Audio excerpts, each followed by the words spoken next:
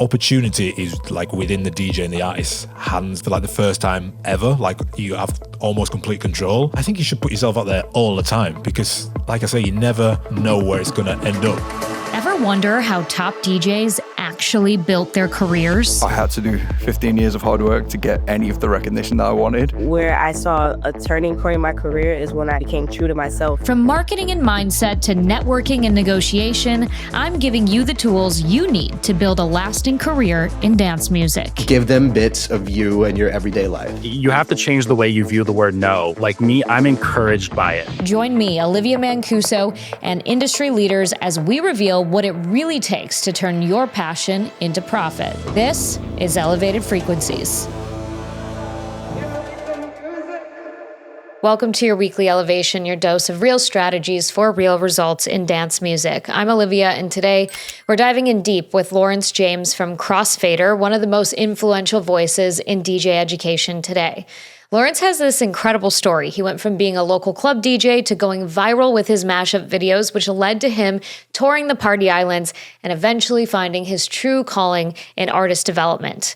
Now as marketing manager at Crossfader, he's helping shape the careers of thousands of DJs worldwide. And what I love about this conversation is how Lawrence breaks down the real shifts happening in our industry right now. We're talking about why going viral once changed everything for him, the platforms that are actually moving the needle for artists in 2025, and why he believes networking is still the most underrated skill in dance music. Plus, he shares some brutally honest advice about what DJs are wasting their time with and things that really don't matter anymore. And I tend to agree with him. So if you've ever wondered how to break out of your local scene or what it really takes to build a sustainable career in dance music, this conversation has some answers for you.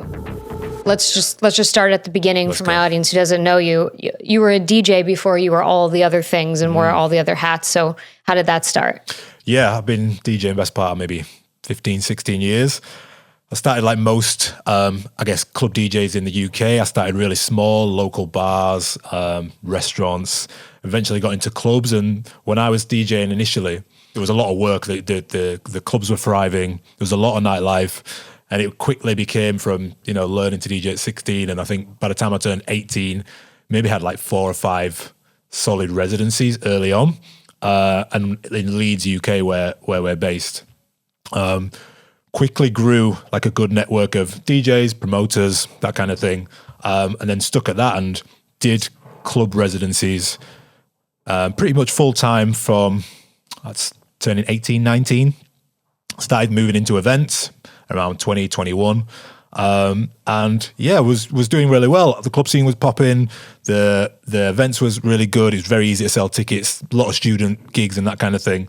And then it came to a point where it was before COVID, so maybe 2017, 2018, where everything had kind of stalled, right? So I'd kind of like lost love. I was DJing 7, 8 nights a week, sometimes 8 nights a week, doing a kind of the same thing in the same area.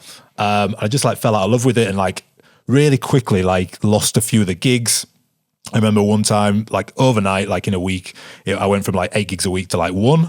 And I was like, I'm missing something here, or I've lost love for it. Like where do I go from here? And then at the time, there was a couple of DJs popping up doing DJ content. This was on Facebook, right? So I come across them and they were doing crazy numbers. And it was one of them where I was like, I think I could, like, I'm as good as these guys. I don't know why. I don't want to sit here and be bitter about somebody getting a load of views and not do anything about it. So I think I went out and bought like a £300 camera and just filmed something. It was like a routine. It was like a garage routine. Just filmed something. And I remember uploading it to my DJ page that I just started. And then like woke up the next day and it had like 80,000 views or something. I was like, oh, this is interesting. I didn't even know what viral like really was, what it meant or anything like that. I was like, this is interesting. So I carried on making like it was like mashup videos at the time were really popular. And so I kept making videos and the next one did 100K views. And then one of them did like 1 million. And then all of a sudden started to get like an influx of like agents, club bookers, promoters that are outside of the realms of where I usually DJ, right? So from London all the way up to Scotland, like the whole breadth of like the UK. So then really started getting gigs off my own name as like a I guess like a viral DJ. Started putting events on abroad in like the party islands like Ibiza, Zante, Malia, and started doing that quite regularly, flying across and putting on like my own events off the back of it as the brand grew. And yeah, that was really, really, really fun and exciting. So to bring that back to like where Crossfader is, that was really fun and exciting. And I felt like I kind of ticked that box for myself, knowing that I could take it further than just like the local clubs. But at the same time, I think I was maybe like 28, 29, and I had like a young family, and I was like, I'm actually not enjoying the sort of touring of it. It's quite lonely.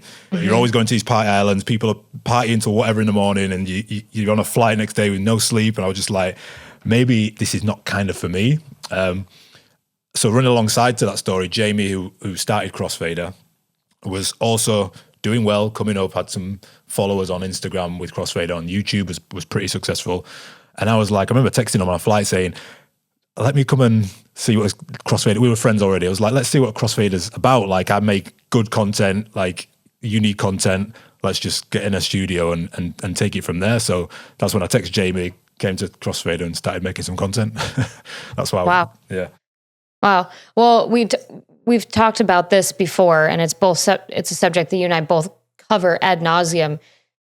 Going on the internet was like your tool to break out of your local market, and it really can happen that easy, which is we can get into the whole mindset of it all, of people, hating social media, whatever, but that unlocked the path that got you to where you are now. Yeah. And you like had to go through those things and realize that maybe touring life wasn't for you, but it all came full circle.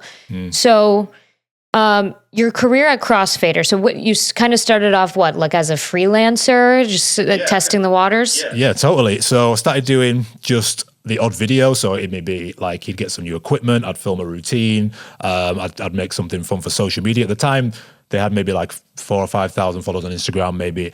I'm guessing around maybe like 10 to 20,000 on YouTube, but that was, goes good for then. Yeah. So I'd maybe film something, maybe a routine, like come in for one day a week. And then I just really enjoyed like the collaborative process. It was something I was already doing, but with other people there to like bounce ideas off and get inspiration and just have a bit of a different experience than making DJ content yourself. And then it sort of grew. I wanted to then start talking about like your career in DJing, and you sort of start to go, okay, yeah, I have a lot of knowledge about this. So so we're never short of ideas. It was like, what can we do next? What can we do next?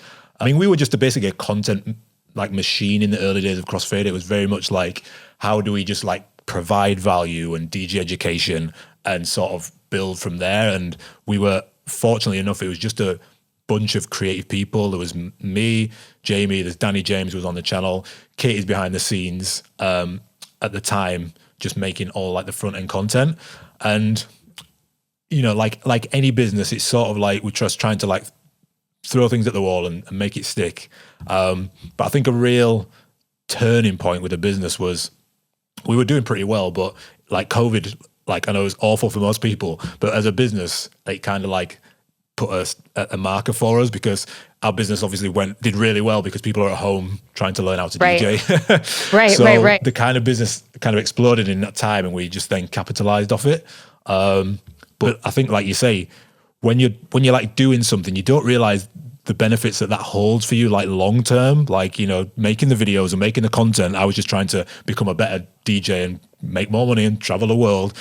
And then now doing what I do at Crossfader, all of that time spent alone in my bedroom or studio, just have the tools and the knowledge to do something else with it. Yeah. I'm a firm believer that like every experience is a lesson. So I don't regret any parts of the journey, because you wouldn't be where you are now if it weren't for all of those things. Yeah. Yeah. And I mean, you were self-taught at this marketing thing too. It was just trial by fire, right?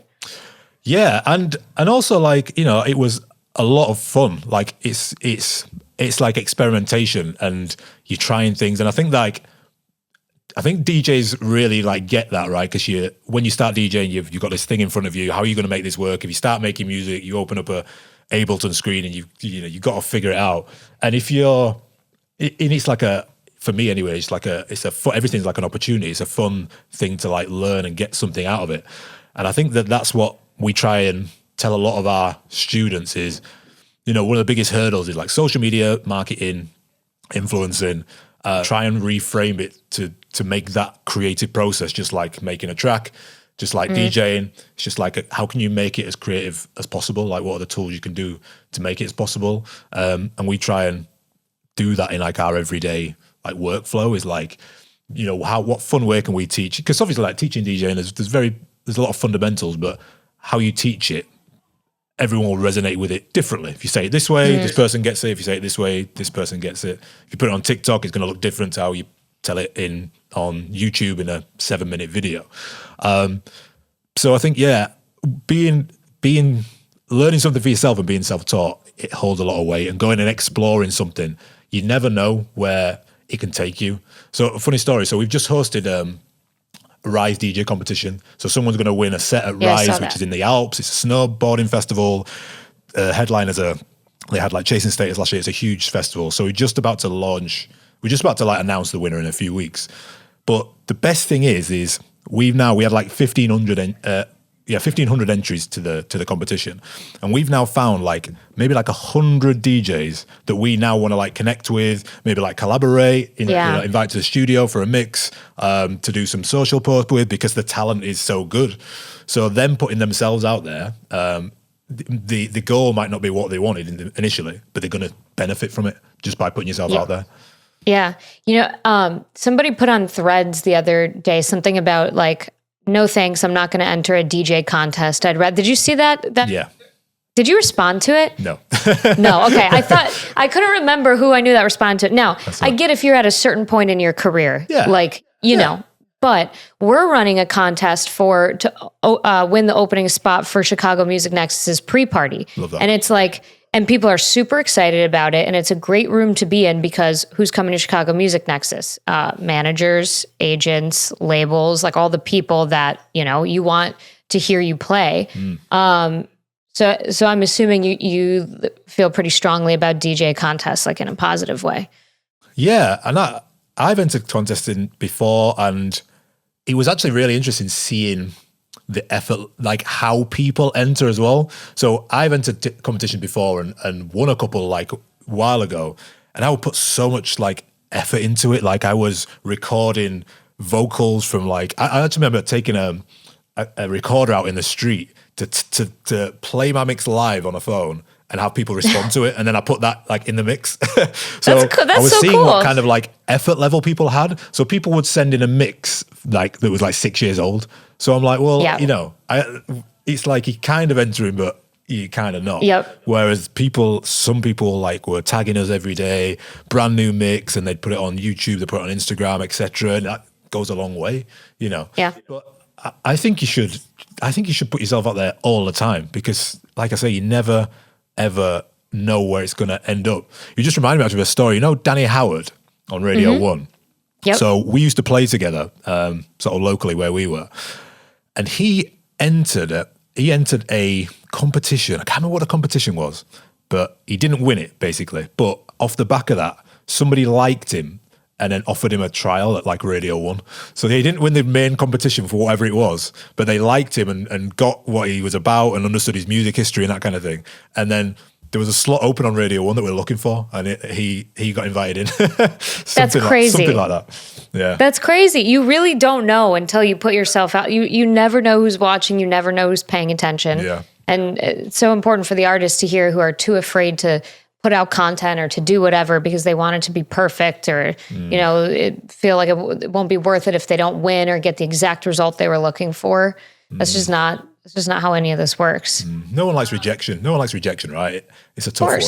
But you can't be in this. I mean, you can't be in this game and trying to be on a level of the top guys. You can be in this game and just be a local DJ, an event DJ, wedding DJ, and you connect locally and have a super successful career, almost like behind closed doors. But if it's like if you want to be on that stage, you've got to do anything possible because somebody else is.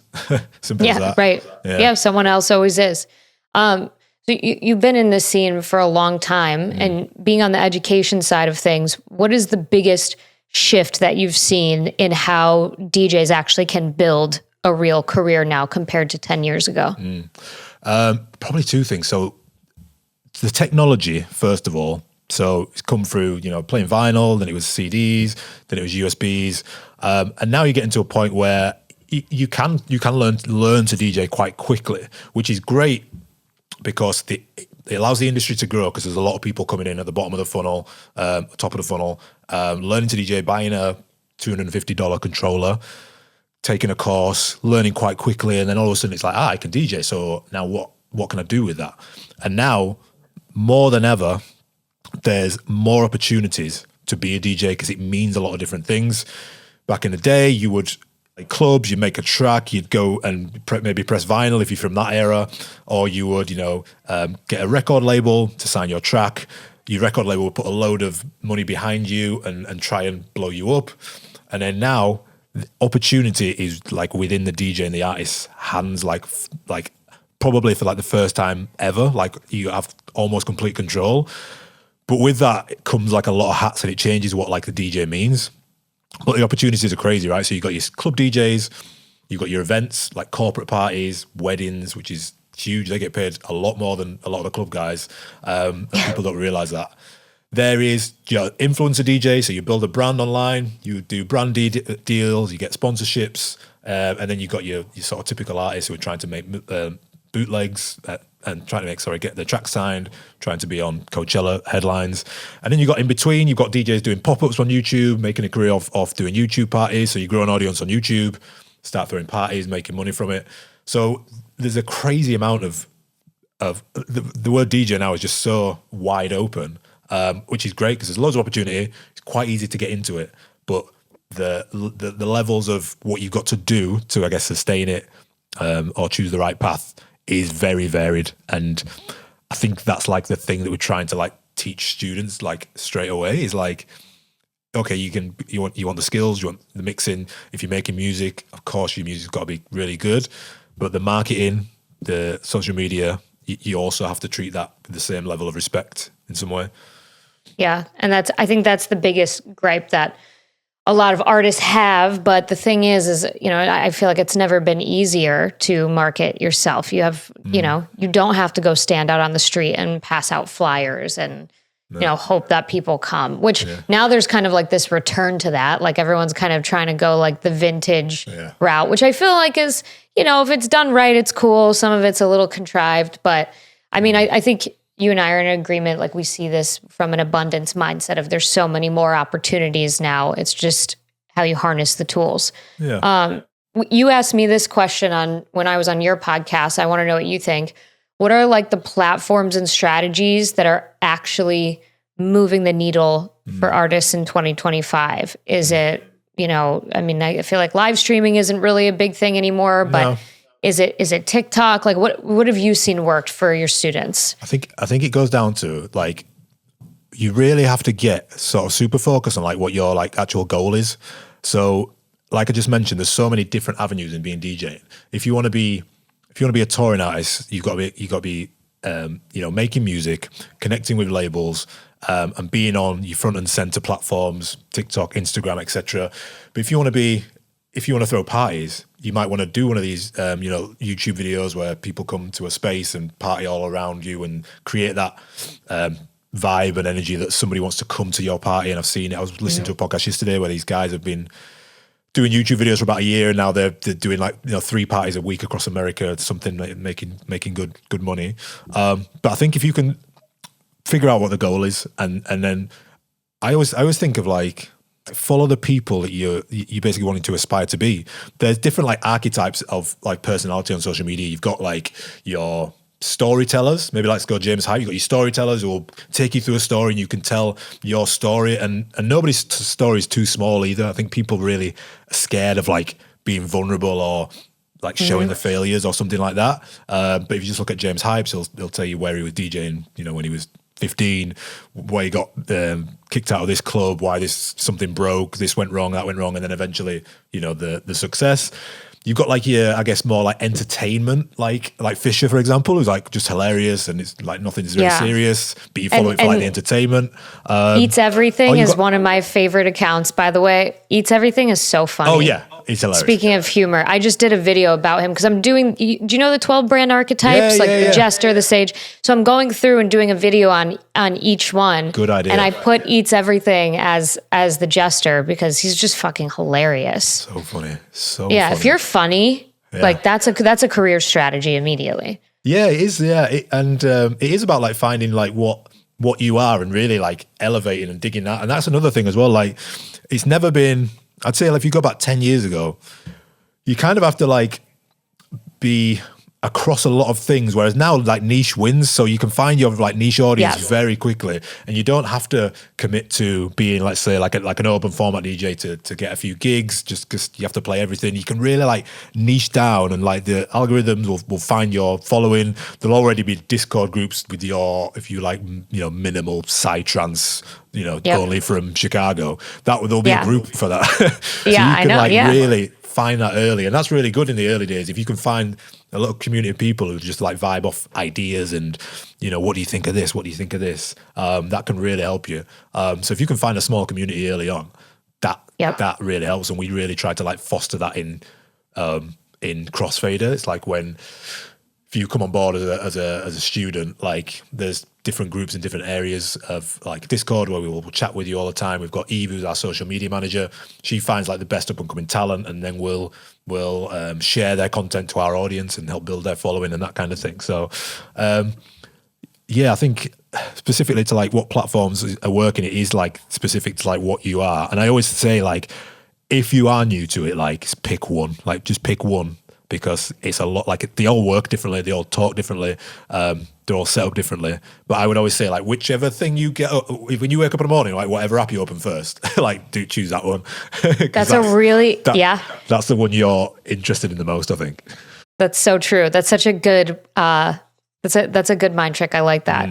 There's so many like outdated ideas out there about like how we should be using social or what we should be doing. Is there anything that you've noticed that like DJs obsess over that doesn't actually matter anymore? Like one thing that I think is like, and I talked about this on a piece of content the other day, is like the press pics. Everyone thinks they need like the coolest, dopest photo shoot. And then it's like, okay, that's great, but you posting your press pics on social media is really for nobody but you. So what do you think? Is there anything that you think that's just kind of like not as relevant anymore? Press pics, flyers. I hate flyers. I hate see. You can effectively. You need to promote your gigs. I get that, but posting a flyer is not going to do anything. Like people hate it. Like you can make it at the end of a carousel and tell a story about it to get people there, or just hold the camera up and tell people where you are. I'd rather hear that. I also think the trend content has like really disappeared. Like there was a time where like you would point stuff on screen that's dead. I mean, I remember doing that in the studio, and I'm like, oh, this better go viral because I look stupid. So wait, when's the last time you did that? Oh, I mean, maybe 2021, something like that. Okay, all right. It's been a while. Yeah. So that kind of thing comes and goes. And like, that's not to say that like you shouldn't jump on a trend, but it's not like a strategy. And I always think like, just get very like serious with a strategy. Like how much can you post, and then come up with like 2 or 3 content themes where you can either batch create them, or you don't have to like overthink about them. So like, cause if the paralyzation is waking up every day and thinking, all right, what am I posting today? It's like, it's not how we operate. It's not how like any business operates. It's like, let's get 3 pillars. I'm going to tell a story today. I'm going to provide value, which may be like a free bootleg or a free edit or a free download of my mix or something. And then maybe do like one trending piece of content or something like that. And then you can just sort of like start like batch creating content. But yeah, I'm with you. Like the press pick stuff, I don't even know like where it's good. The only good press pics are in like magazine, like DJ Mag and stuff. Like that's the only time you might need one. Like, but yeah, right. Kind of a bit, or your EP. But even like want to see, like if I was someone making a decision about an artist, it would be much cooler to see either a more stylized shoot, right, where there's like a concept behind it, or action shots. Like now, all of that to say, at Nexus, we are offering a headshot station for people, but that is because it is a very expensive thing, and so we're covering the cost of the like the session, and they just got to pay like.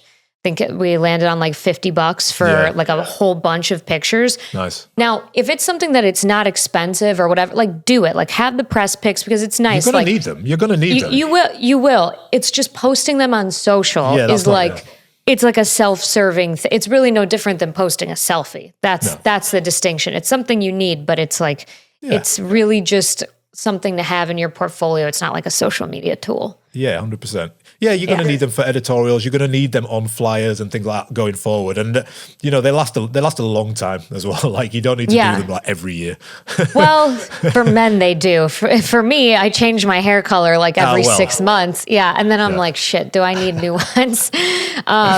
But yeah, no, I mean, they're a tool. But yeah, you don't need to post them on social. Yeah. Okay, so besides social media, if you had to tell a DJ to focus on like 3 things to build a career today, what would it be? And like soft skills too, right? Like with the interpersonal stuff that they don't always think about. Yeah, it's interesting. I think I would definitely 100%. The biggest thing that's going to grow like your brand as a DJ, it's actually, you can get good at socials, you can get good at marketing, but networking and speaking to people is very, very, it doesn't come easy to a lot of people. And very weirdly, like the most DJs I know aren't very extrovert. They're actually introvert, and it's a tool to sort of get that out kind of thing. So like going and speaking to people and like putting yourself out there, asking for things is it's like a skill. It needs to be like going to the gym. It needs to be like trained all the time. Because that thing there, like, the gigs I get now in my local town or abroad or anything like that don't come from social media. They come from my network of people and speaking and building that credibility and that trust over time. But you can have a very, successful start to a career just by getting good at speaking to people. And also, I also run it like a metric. So if you're after a gig or maybe one of your first gigs, if you send out 10 messages and get no replies, you've not learned anything. If you send out 100, you might get 10 replies and might get 1 gig. So then you can go, okay, I'll put a line in the sand. I need to send 100 messages to get 1 gig. And that goes for like you're getting your track signed, getting your mix heard, something like that. It's like a numbers game. And also don't be afraid to follow up with people. It's not annoying. It shows tenacity. It shows that you care. The person you've just tried to reach out to might have been on a call, or they might be on holiday, on vacation, on holiday. So I try and get good at networking. It's really hard for a lot of people, but events like yours, and we were speaking about AD coming up. There's a lot of even like local events that you can go to and just meet some people. And rarely does that not come with an opportunity, even if it's just a warm-up set at somewhere, even if it's like, I'll listen to your track, etc. That does go a long way. The second one is being very specific about what it is that you want to do, because I think you can waste a lot of time trying to fit into like someone else's bracket of what you think a DJ is. Like if you fangirl over a certain artist and you just go for that one artist, and like we said before, be super niche about it. And that doesn't mean you can't, like, on the way, you're picking up local gigs here and there where you have to play some Taylor Swift or something just to pay the bills. That's fine. But if you get specific, it's also very easy to do something that you love all the time. So if you love house music, just be in love with house music and just follow that train. And then the last one would probably be like a mindset thing, right? It'd be more like, it'd be more settling on that the end goal that you're trying to get to might not be what it lands on, but the journey, like we said at the top, the journey of what you might achieve through that might just land you something amazing. I was doing a talk at Fabric London for Tool Room this year, a few months ago, and we were talking about that if you want to be like in the DJ industry, there are so many opportunities within that. If you're trying to be an artist, it might be that just through your path you end up being, VP of sales at Beatport or something. You might have a podcast like we're on now that blows up. Something along that journey might just get you closer. You might land on something you love even more, but it's all to do with like being in the DJ industry. I know. I feel like I'm the only person in this industry that's not a DJ. Every time I meet someone on the back at like the business end of things, they all have a past life or current life as a DJ, which I think is such an amazing thing. Yeah, 100%. And speaking to the networking point, I posted about this the other day too. I am very introverted. Do you consider yourself introverted or are you extroverted? Kind of, yeah. Like I think it's when you give yourself like a DJ name, when you turn up to gigs, you sort of switch into like a persona. That's why everyone's got a DJ name. I think you can turn on a persona, and then when you get home, it turns off, and you just don't want to watch Love Is Blind. Totally. Yeah, 100%. I networking has always been a struggle for me. I think my struggle came from, I used to be a TV reporter, right? And so when I would go somewhere, I would be equipped. Either I was shooting all my own stuff because we were called one-man bands, or sometimes I'd have a videographer. But like I would have a big branded camera and a microphone, and the station logo was all over me. And so it was kind of like my right to be somewhere. I was like, I'm here because I'm representing this, and like that's why you have to talk to me. And so it was kind of like a shield for me. It was like, you don't have to wonder why this girl is here. This is my reason. She's doing, And then that all got stripped away. And I went to because that was my experience right out of college, right? Like I got right into reporting, and that got stripped away. And I got into like the corporate world, and then, even working in the music industry in the very beginning. And I was like, I don't have my protection. And so it made me realize like I'm actually very introverted, and it takes a lot for me to kind of take that first step. And it's a skill that I feel very passionate about teaching, because I'm learning alongside them, to be better at it every day. And it is tough for artists. I mean, when you're a producer, like what do you love the most? You love being in a studio, like studio, creating art. Like, of course you're introverted. Yeah. And there are areas where a lot of people say, can you be an introvert? Can you do this without social media? And there is social media. There is areas of social media that don't require your face. Your Discords, Reddits. You can build a community and do amazing things. And I think more maybe locally. But again, it's just being super honest with if your goal is to be somewhere on a stage at a festival somewhere, you're gonna have to come with some sort of marketing where I can get to know you. And it doesn't, like you say, it doesn't have to be that you are Fisher and you are just like hilarious, but it is like, just who are you? And I say to students all the time, like, there's no such, every little win is a thing. So like, if you just got 100 followers, like document it, take the screenshot, talk about it, because when you get to 200, you're going to be able to shout about that and people are going to back you and follow along for your journey. If you've just got your first gig, film it. If there's no one in the crowd, let people know, film it. And in 2 years' time, when you're headlining a festival stage or something, that is your marketing plan there that you can use for an ever and ever. Totally. My good friend Barry, Chapter and Verse, he's been on my podcast a couple of times. He's got this clip where he's like DJing in a pub, and he's used that clip like hundreds of times to like tell the story, but it works every time. It goes viral every time because it's like the story. You see somebody trying to do something, and then eventually you do it. It just makes sure you document it. You don't want to be in a position where just because you're like embarrassed or something, you haven't like documented that journey. And also keeps you motivated as well. And you'll look back and be like, oh yeah, man, I've grew 1,000 followers in like 2-3 months. Like, that's amazing. And you get little milestones when you like in them like low moments. Yeah, and it's so easy to document it now. Like, there's so many lost files that I wish I had from like my college days, right? Like 2009, 2010. I'm like, damn, but they're gone because they were pictures taken on Blackberries, like I don't have them anymore. So I like, maybe I don't want to know, like it's good that those memories are locked away, so never to be excavated. But no, it's so easy to like keep a digital diary of your journey. And like, you never know when that video will come in handy.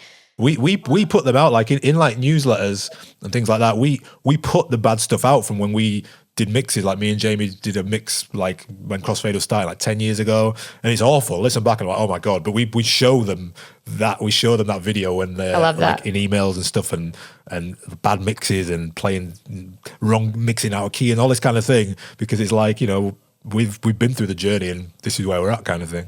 Yeah, I love it.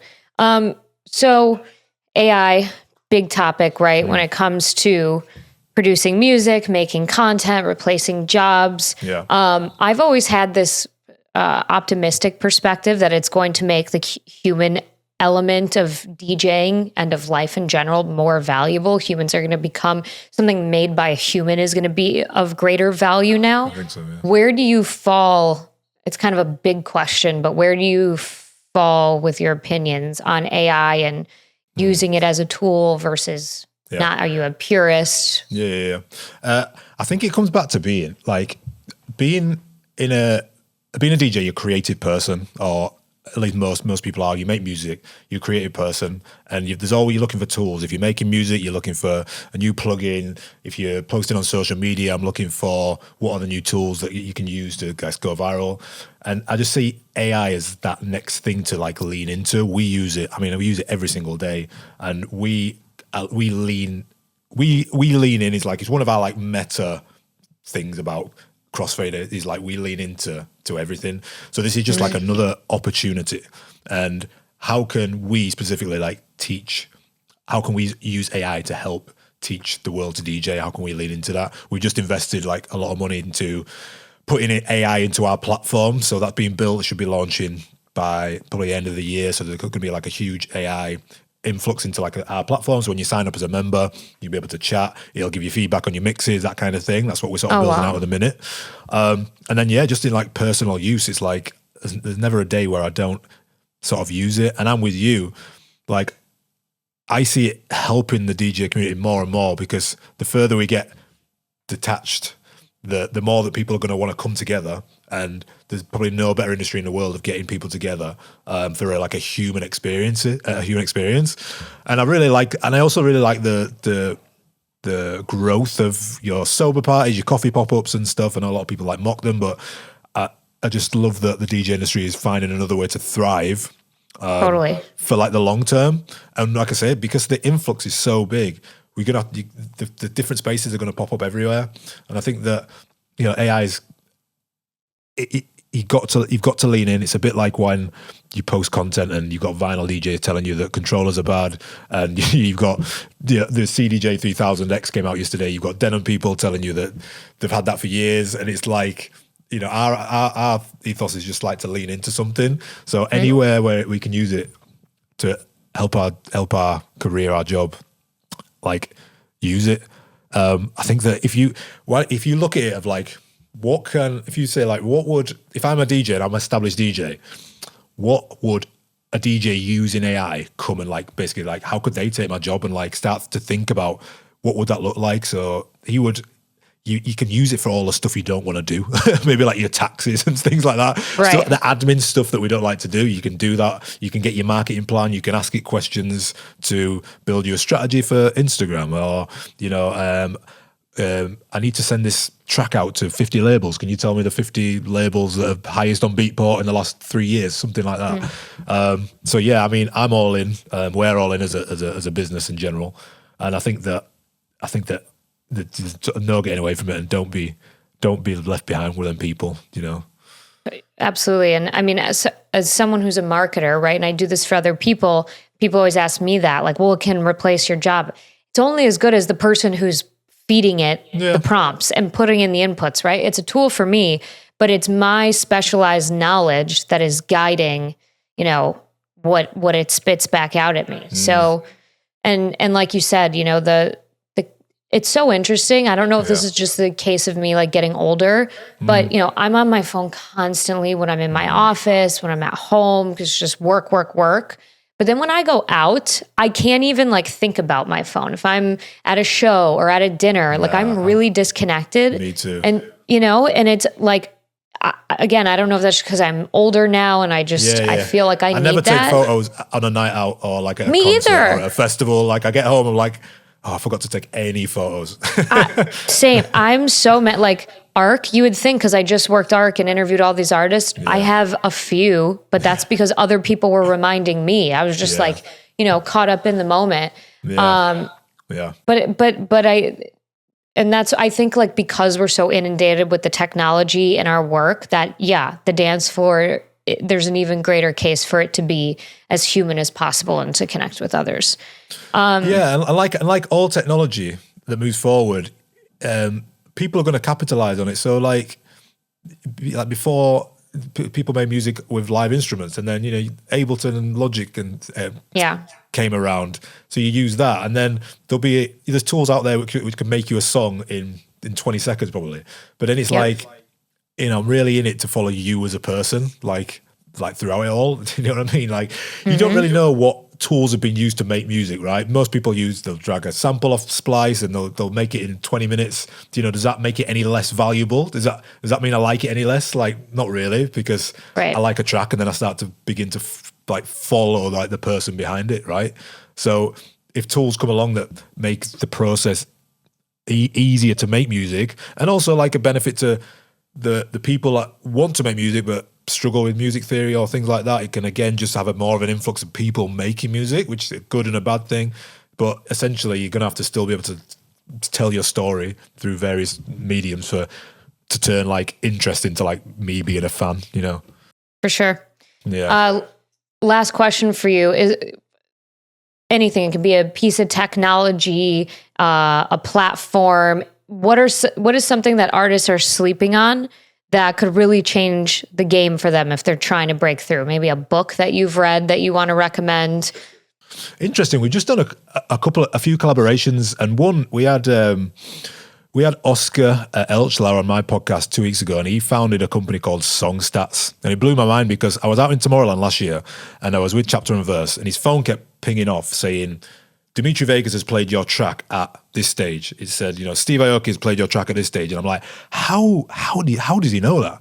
So then Oscar reached out, his team reached out a few months ago, and I started looking at the platform. The platform was called Songstats. Now, if you're a music producer and you're trying to build a career, it's unbelievable. It can tell you where your songs get played. It can give you a list of, you know, potential labels that might want to pick up your track based on your recent play history. You can see in which countries are playing your music and where it's being played. So if you suddenly find out you're popping off somewhere, you can then reach out to promoters in that area and say, hey, I'm doing this track blowing up, etc. And you can see where your stats on Spotify, SoundCloud, 1001 track lists, just like everywhere in the internet. And I was actually blown away, and I just thought, wow, what an incredible thing to have, like in this day and age, to just be able to have a dashboard in your pocket that is tracking like where your music is and helping you then refine your like marketing strategy. So yeah, I was actually blown away by it, and maybe just because I've not come across it before, but that is, it's called songstats.com, but definitely go and have a look at that because I think it's an amazing piece of technology. Yeah, it's got to be one of Crossfader if you want to learn how to DJ. Yes, of course, which we'll put all that information in the show notes. But yeah, I mean, that's got to be the best notification to get, that you open up your phone and one of your favorite artists played your track. Yeah, that's because then you need to find the clip, right? So then you can go on TikTok and see if anyone's posted the clip from there, and then that can change careers. You've seen people's tracks go viral, get signed, go number one on Beatport, and all of a sudden there's a career. So I think it's just like unbelievable. Yeah. Amazing piece of technology. This was awesome. I'm glad that we got to close the loop on this and have you on my podcast. And I'm looking forward to seeing you in Amsterdam. ADE in a few weeks. I'm excited. Yeah, let's grab a coffee. We might do part 3. Yeah. And please come and listen to Off the Record podcast, and Olivia's your interview is on there as well. That is your weekly elevation. Lawrence's journey from bedroom DJ to industry educator proves that sometimes the path you don't expect is exactly where you're meant to be. So stop waiting for permission and start putting yourself out there, whether that's entering DJ competitions, networking at events, or just documenting your journey from day one. Now, speaking of networking and putting yourself out there, if you can't make it to ADE next week, Chicago Music Nexus is your answer. We're covering the same essential industry topics and then some. And we sold out last year, so don't be the last one to secure your spot this year. All the details are in the show notes. Remember, success in dance music isn't about luck, it's about strategy. I will talk to you next week.